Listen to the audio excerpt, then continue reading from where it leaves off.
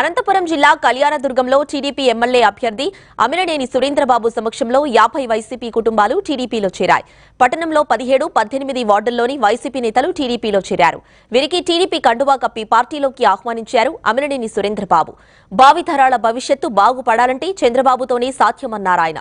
చంద్రబాబుపై భరోసాతోనే వైసీపీ నేతలంతా టీడీపీలో చేరుతున్నారని తెలిపారు.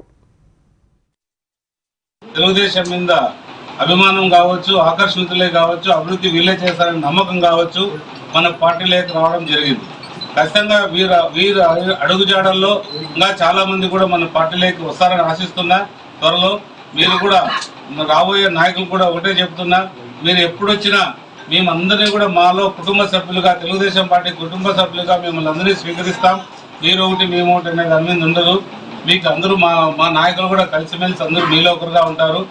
కాబట్టి దయచేసి మీరు కూడా అందరూ వచ్చి మన పార్టీకి బలోపేతం చేసి రాబోయే కాలంలో అత్యధిక మెజార్టీతో మన తెలుగుదేశం పార్టీని కళ్యాణదుర్గం నియోజకవర్గంలో గెలిపిస్తారని. కానీ నా వార్డులో నేను ఏది న్యాయం చేయలేకపోయాను. ఇంకొక నేను పోయి అడగాలంటే డ్రైనేజీలు కానీ, రోడ్లు కానీ, లైట్లు కానీ, ఏ ఒక్క వర్క్ కానీ నాకు ఓటు అడిగే హక్కు నాకు లేదు. నేను అంత బాధపడుతున్నా. వైఎస్ఆర్ పార్టీలో ఒక రస్తాను బ్లాక్ బంద్ చేసినారు. ఆ రస్తా విశేషంలో నేను కోర్టుకు పోయినా కూడా, మున్సిపాలిటీలో పోయినా కూడా నాకేం న్యాయం జరగలేకపోయాను. ఇంకా నేను దీంట్లో పోతుంటే నష్టపోతున్నాను.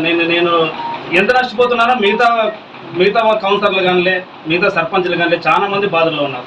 వీళ్ళందరినీ ఆలోచన చేసి గుర్తుపెట్టుకొని మన అన్న సురేంద్రబాబు అన్న మనకు అభివృద్ధి చేస్తాడు నాయకత్వంతో, ఆయన అండదండలతో మనం ముందుకు వెళ్ళాలనే ఉద్దేశంతో నేను పార్టీలో. మెయిన్ సమస్య వాటర్ సమస్య ఉంది. వాటర్ ఎక్కడా కూడా లేదు. జనాలందరూ ఇంటి దగ్గరికి వచ్చి గొడవ చేస్తారు. మా ఇంటి దగ్గరికి వచ్చి రోడ్డు కానీ, డ్రైనేజ్ కానీ, స్లీపర్స్ కూడా సరిగ్గా రావడం లేదు. ఇవన్నీ చాలా ప్రాబ్లమ్స్ ఉన్నాయి. ఈ ప్రాబ్లమ్స్ సురేంద్రబాబు సార్ గారు అయితేనే క్లియర్ చేస్తారని నమ్మకంతో ఆశిస్తున్నాను.